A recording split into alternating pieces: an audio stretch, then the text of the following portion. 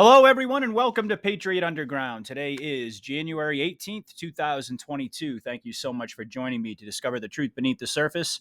I really do appreciate everybody taking the time to listen. So, tonight, I'm going to be providing a situation update. Specifically, I'm going to be doing kind of a deep dive into a couple of Juan Savin interviews. In fact, I think the most important Juan Savin interview that I've ever heard just came out today or yesterday on Space Shot podcast. So hats off to Space Shot for putting out what I think is probably the most important interview in terms of intel if you really want to understand how this whole process is working behind the scenes. Of course, that is if you listen to Juan and you take his intel seriously, as I do.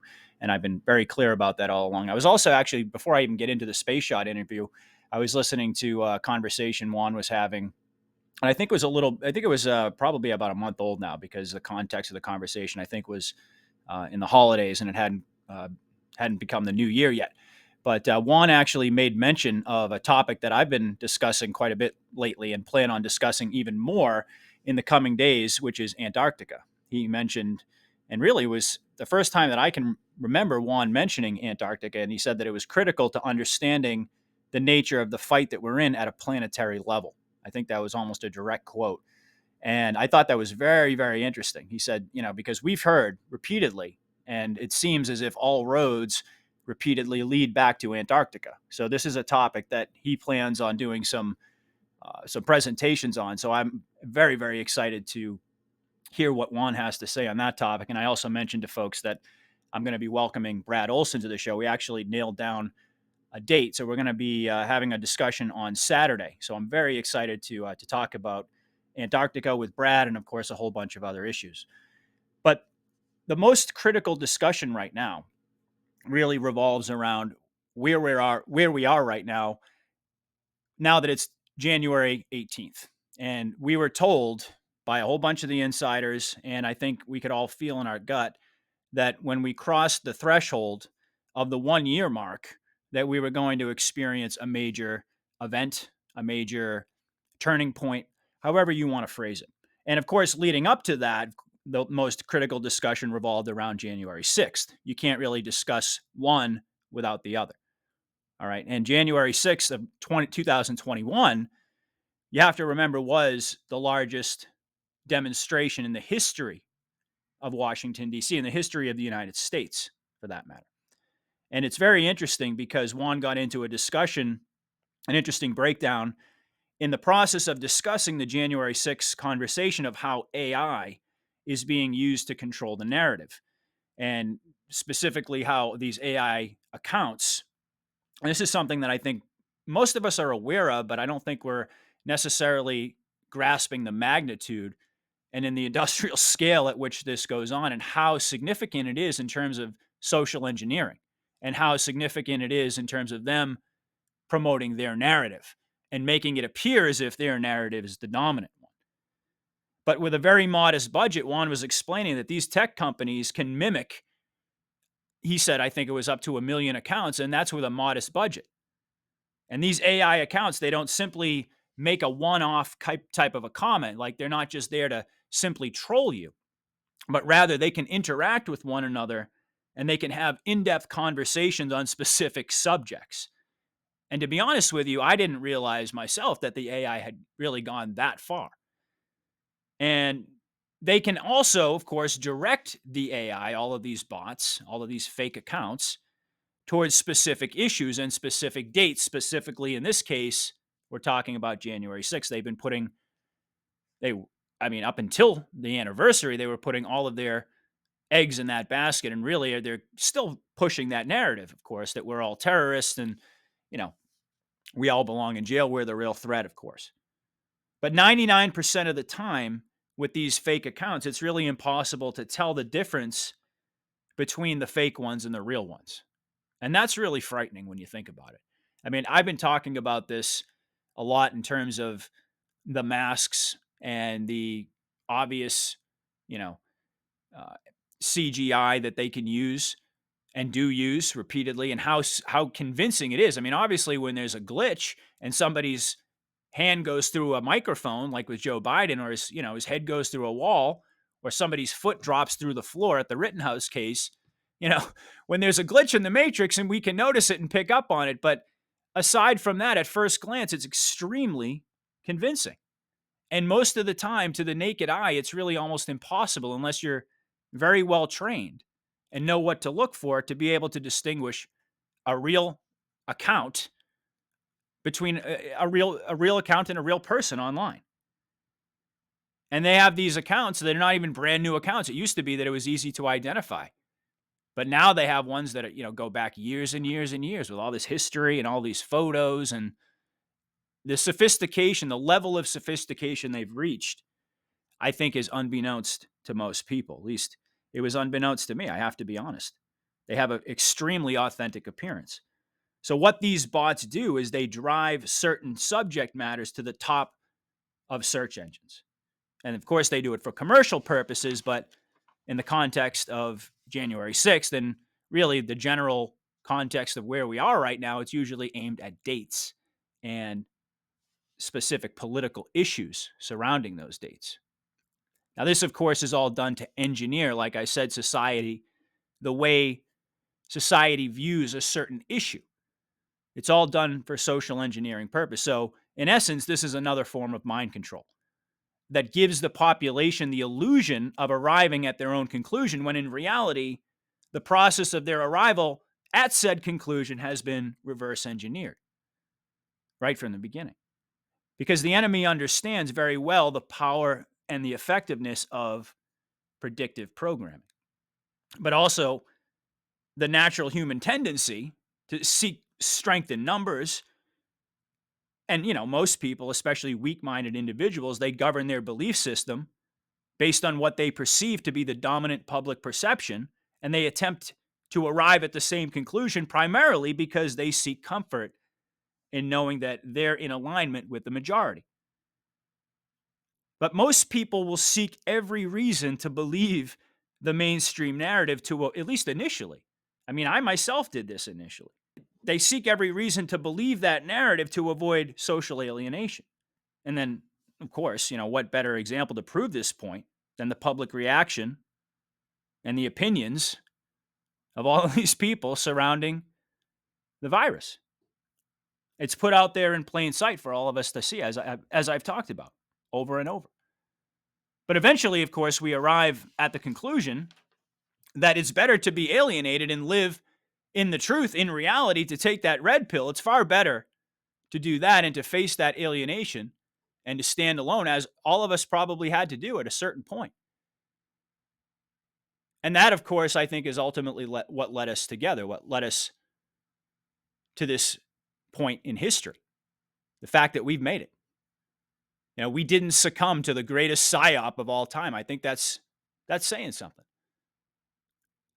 But getting back to the issue at hand, how they accomplish this, talking about the bots, is they use these fake accounts to drive certain information to the top of the search engines, so that when people do searches on certain topics, they're only exposed to the information, or more accurately stated, the propaganda that will push them in a certain predetermined direction toward a certain predetermined conclusion. All the while believing that they have their own perspective that's supported by the majority. It's amazing how complex it is, and yet how simple it is to understand when you break it down. It's so easy once you see it. But, it's the same way that they were able to turn the world into a prison planet of free-range slaves, like I've been talking about. If you provide the illusion of freedom while simultaneously providing the illusion of security, you've effectively enslaved a population. And what's worse is that those who don't recognize the paradigm will fight to perpetuate the system that enslaves them rather than its controllers. And that's the genius of their whole system. Juan's very clear about the fact that, they may not have any reason when it all comes down to him. He's famous for talking about hell is a place where reason doesn't exist, but that doesn't change the fact that they have a certain level of evil genius that we have to recognize. That's so sophisticated that there are very few people in our position who actually can see it. There are very few people who are even willing to look, and there are even fewer people who can really see the paradigm. So big tech is using AI to manipulate search results and to simulate public commentary on a topic in order to seize the narrative and to create the illusion that their narrative, the one being pushed by mainstream media, by social media, is the dominant public opinion, when in reality, that couldn't be farther from the truth. So, this tactic of taking a minority view and propagandizing the people into believing it, and not only that, believing it to be the majority perspective, really has a dual function. One is to manipulate weak minded people into compliance. And the second is to cause strong minded people to become full of anger, disillusion, fear, because their common sense logic is being rejected and attacked and demonized by the establishment system. And honestly, there's really another function as well, and that's to use this fracturing in the population to further drive division within society and thus drive our resistant energy toward each other rather than where it ought to be in accordance with the truth. So, in this way, big tech and mainstream media, which have used their power, and their power, of course, has largely been based on our trust, they've used that power to automate public perception toward a specific predetermined outcome that they pre-program into the public consciousness. And Juan also discusses how, he gives an example how the stock market is similarly automated, unbeknownst to most people. And he talked about that literally 70% of the trades are done without any human influence. They're all run by algorithms, all run by AI. There's no human involvement. And so, even if you thought, a lot of folks may have already known this, but I think most folks are aware that this occurs to some level, but have no idea how significant it is. And the byproduct of it and how it affects their life. And of course, we're starting to put all of these puzzle pieces together. And by the way, it's not just other market activity that the AI is using to make, like these autonomous trade decisions. The tech is actually advanced to the point that it can learn how the market reacts to information in a similar way that it can learn how human beings react to certain stimuli. And all of this data to which the algorithms respond is used to further manipulate the public. Because if the AI can learn what motivates us to behave in a certain way, which it clearly already has, then the enemy has all the tools they need to effectively brainwash a population. So, in terms of the significance of January 6th, I believe the path forward from a legal perspective all hinges on identifying DC, as Juan puts it, as a captured operation.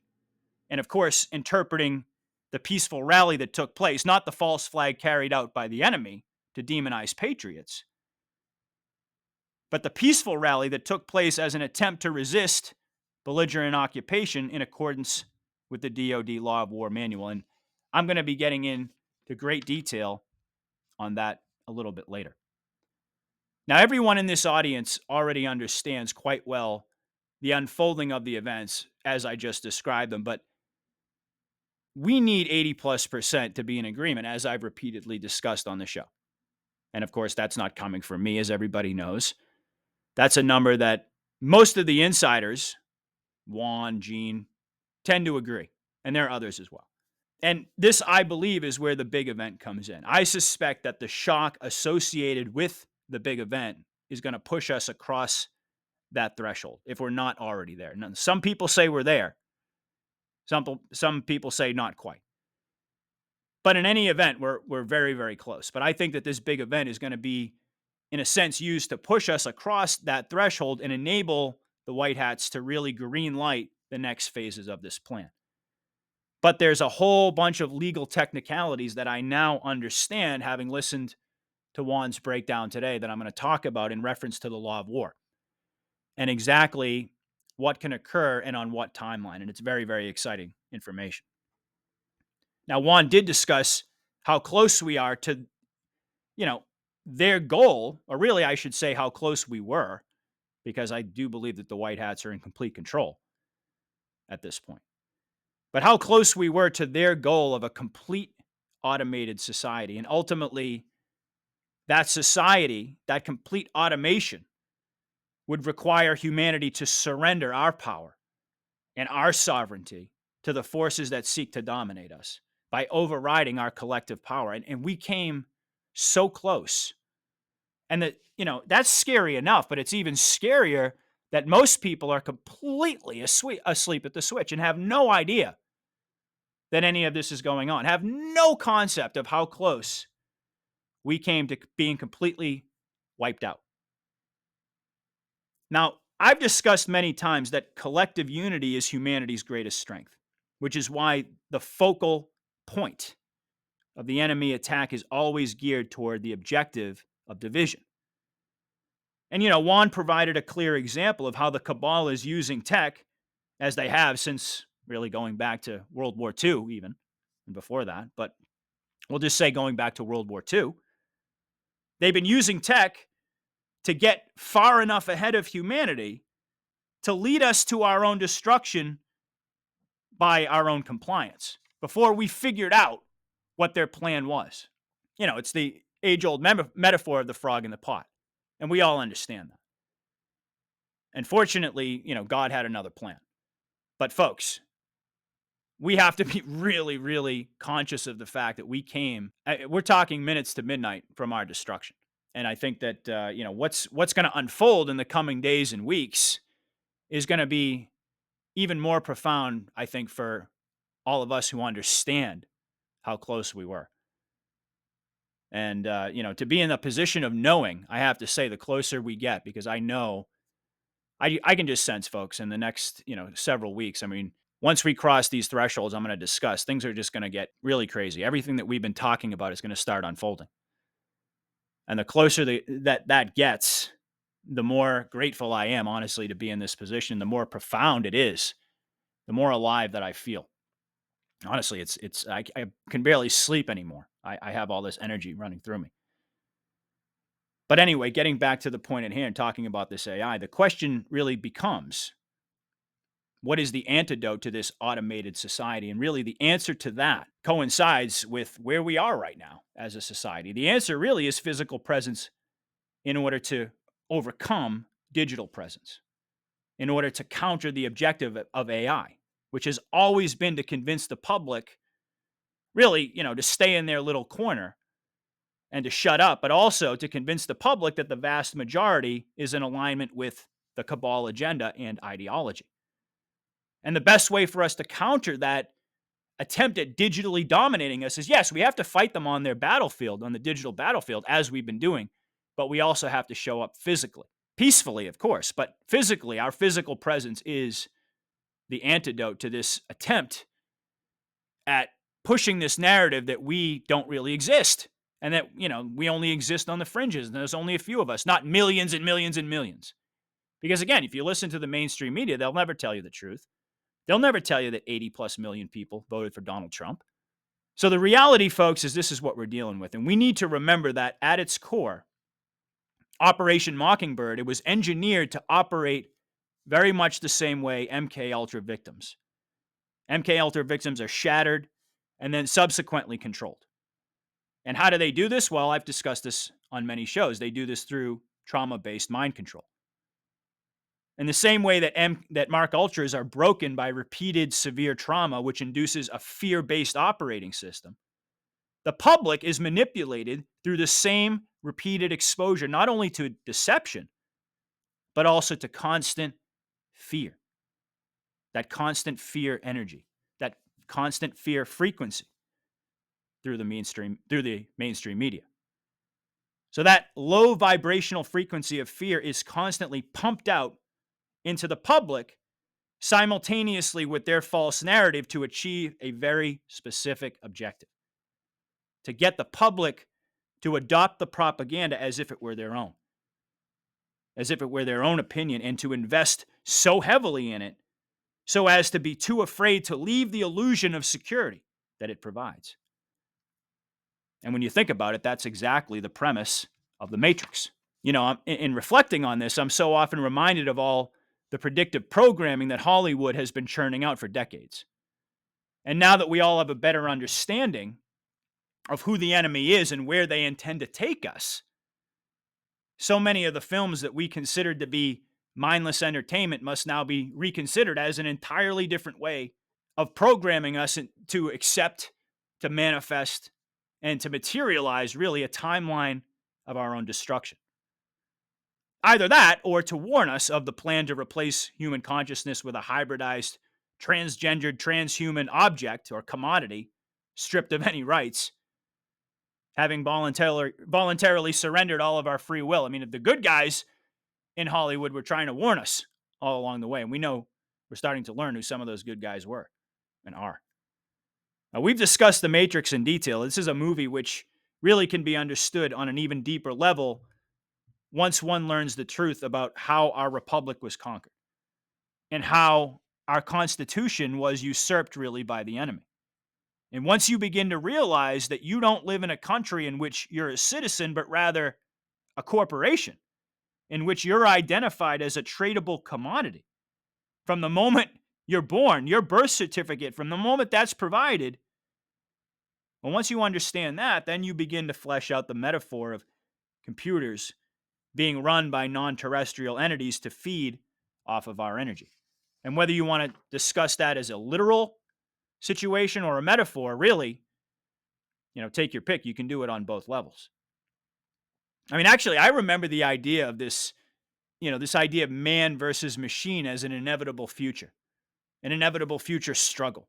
I remember being introduced to that in the Terminator movies when I was really a young kid when those came out, which incidentally also involved the concept of time travel. And many, including myself, believe that our current timeline was in many ways affected or even determined by good and evil entities battling behind the scenes using time travel technology to ensure that certain events would unfold or to prevent their occurrence entirely. I do believe that went on. I mean, Gene and I have discussed on different occasions time travel, and more or less Gene's take on it is that the non-terrestrials told the cabal and really anyone else who was involved in these type of experiments to stop because they were sending really ripples all throughout the universe.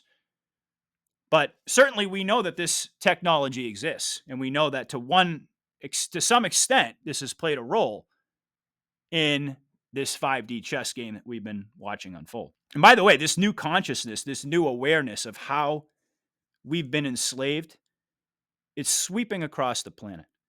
And it's steadily increasing in intensity by the day as droves of people begin to understand how the cabal used entertainment not only to bring about their desired future timeline, but also to induce the cynicism, the apathy, and the fear-based consciousness that was necessary to manifest their plans.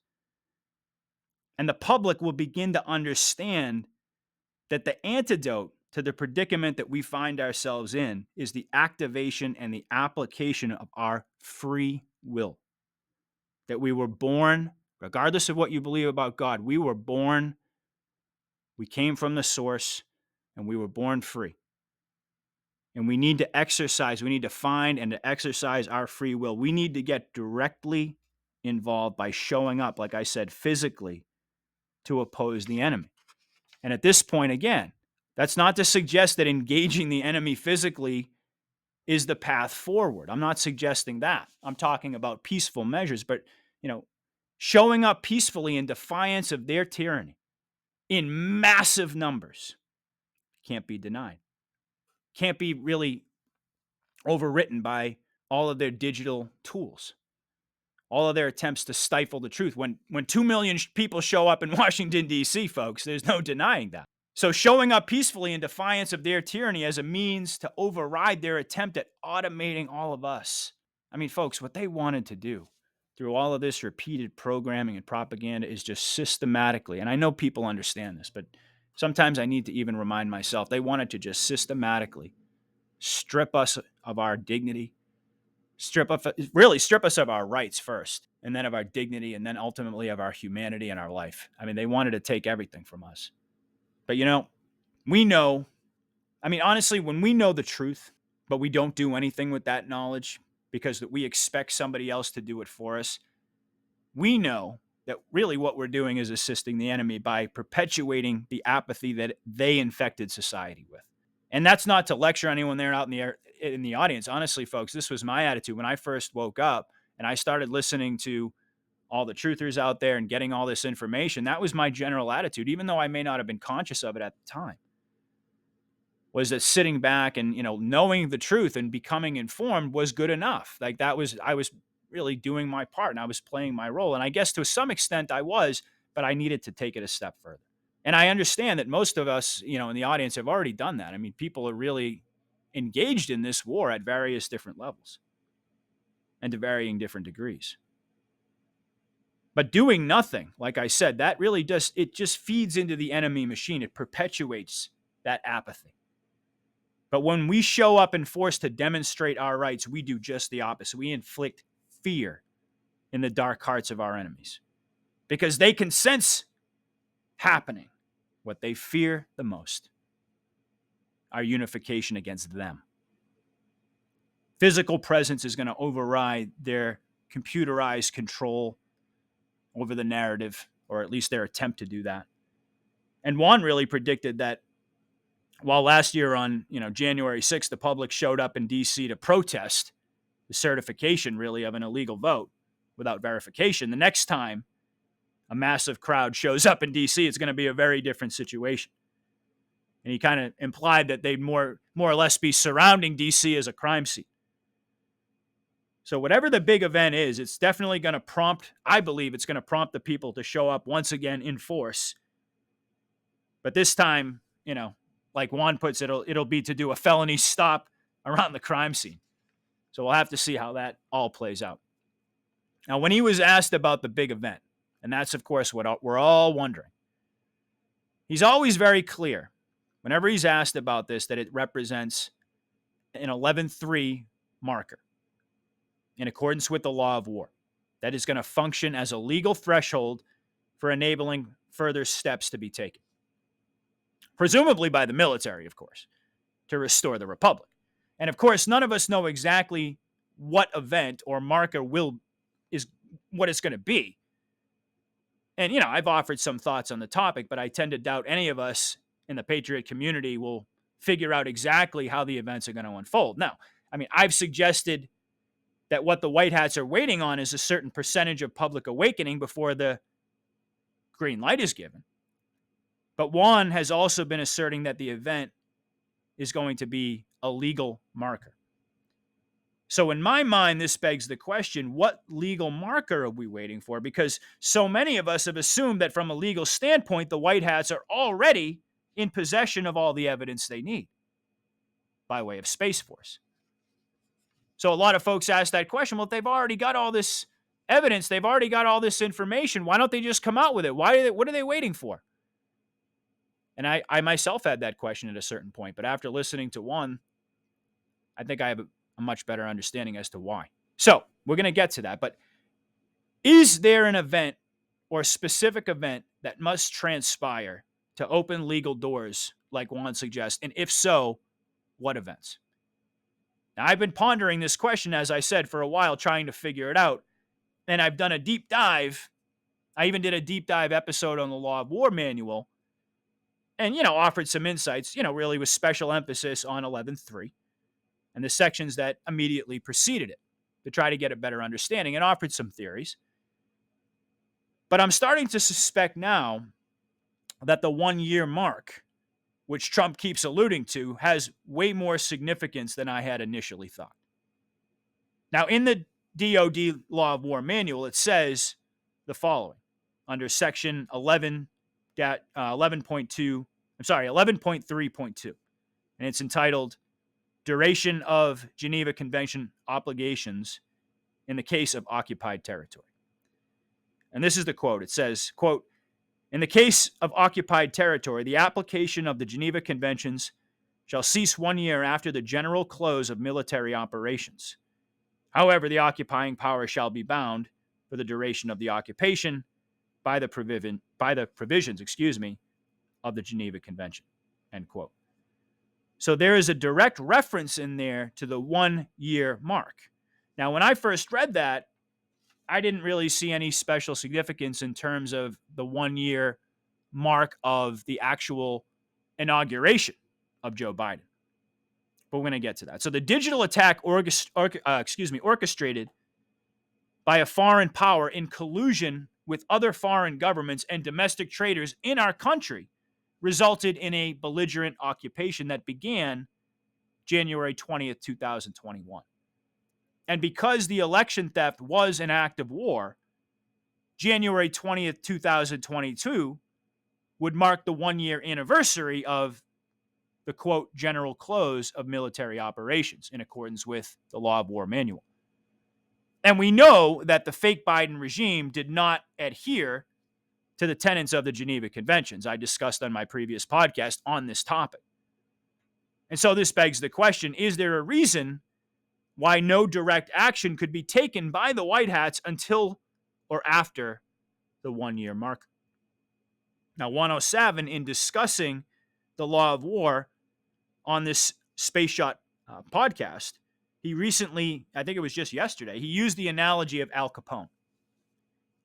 He said, imagine Al Capone buying off, the mayor of Chicago, along with all of its high-powered officials in order to effectively control the city.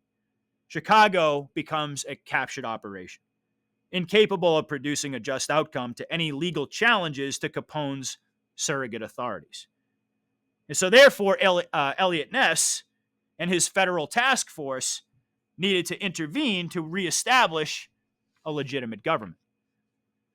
Now, in this case, it's the inverse in a sense. The federal government and the different levers of power that exist in our system have been compromised, and therefore no justice will be achieved from within that system. That's why the military is the only way, and will function like Elliot Ness's team to eliminate federal and, of course, state and local level corruption as well, I believe. Now, it's quite well understood that subversion of another country's election, is an act of war, which in itself does not violate internationally recognized standards. Technically, what they did was illegal by our election laws, but occupying and subverting a population is not a war crime unless certain benchmarks are not met, according to the law of war. This manual, which, by the way, was updated quite thoroughly, I'm told, during the first 2 years of Trump's first term. So, if the law of war rules for occupation are violated, which uphold the Geneva Conventions, the leaders of the belligerent occupying power can be tried for war crimes.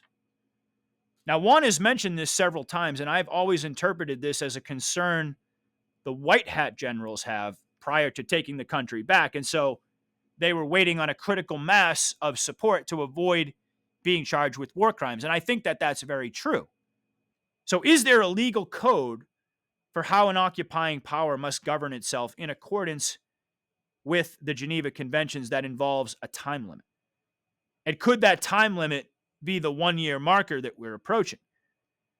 Is it possible that technically the occupying power, according to the law of war, has a full year to conform to the law of war rules for occupation and uphold the Geneva Conventions?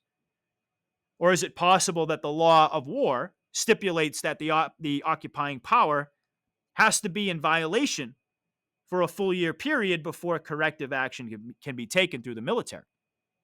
Because many people have been confused as to why the White Hats don't have the military intervene if the occupying power is already in violation of the Geneva Conventions. Now, Juan explains that the essential answer is that the occupying power has 1 year to fully disclose who they are. According to the law of war, 11.3, they have 1 year to fully disclose who they are, who they're working for, and ultimately identify their allegiance, which is why Trump keeps reminding us that it's been almost a year, because None of that has happened. So, could the Book of Esther reversal event that Juan keeps mentioning be in reference to the legal date of occupation? Because as we know, we're only a couple days away from that 1 year marker. So, is the big event on or after the 1 year marker? Or is it, in fact, that marker? I don't know. Now, according to the law of war, 11.3, as an occupying power, you have 1 year, like I said, to fully disclose who you are, who you're working for, etc. Now, from a world court perspective, a justified war must adhere to the Geneva Conventions and can only be justifiably waged to liberate a population from war crimes, genocide, etc., not to inflict it, like they've been doing with the thing that goes in your arm, as we well know. So the occupying power has 1 year to disclose the truth of who they are and who they're working for the to the population, rather. So the people really have to be given a path back to self-governance. The occupation can't go on past a year, especially without these conditions being met. So if you don't identify yourself as an enemy or an enemy collaborator within a year, according to Juan, the law of war stipulates that legal protocol has been breached. Now, I have to be honest, when I did my show on 11.3, I didn't pick up on that when I read that language. But the more research that I do, I think it really, because it ties in the Geneva Code, I think that there's additional meaning that I didn't really pick up on the first time that I read it. Now, Juan acknowledged that, when it comes to anything legal, if you ask 100 people a legal question, 100 lawyers, you're going to get 100 different answers. So there are going to be a lot of people who read the law of war manual and they don't see that. They may miss that, as I did, or have to go back and do a little bit more research and see specifically what it says. I think a lot of this stuff is available for us to see. We just have to go to different places and put the pieces together. But one often refers to the theft of the 2020 election as a WMD attack, really. Cutting the head off of our leadership. And it was indeed an act of war. We all know that. And it resulted in an occupying power, or really a belligerent occupying power. But really, technically, from a legal standpoint, it resulted in an occupying power taking control of the government. Now, once a year passes, it's important to understand that after the 1 year marker, the occupying power becomes a belligerent force in terms of a legal definition. They've crossed that threshold if they don't adhere to the law of war and, by extension, the Geneva Convention protocols. That's very, very important and critical to understand. So once technically a belligerent occupying power or force really breaches this 1 year limit, the army or the military of that country, according to the law of war, has the legal right at that point, after that 1 year marker has been reached, and these protocols have not been reached, or they've been breached, I should say, then the military then has the legal right to intervene either from a defensive standpoint or even an offensive standpoint in order to take the country back. So it appears that the White Hats are waiting for an internationally recognized legal authority to go after, traitors militarily within our own borders so that they won't be arrested for sedition themselves. And I think that's very important to understand. If they intervene before the 1 year mark, then the White Hats themselves would be in violation, or potentially could be in violation, of the law of war. Even if they were justified in a world court, they may not be seen favorably if they did not adhere to the law of war manual. But again, once a year goes by and they're not adhering to the Geneva Conventions, they're not identifying themselves as a belligerent occupying force, if they're violating these internationally recognized protocols, they become a belligerent occupying power. And when they become a belligerent occupying power, that, from a legal standpoint, gives the military the green light.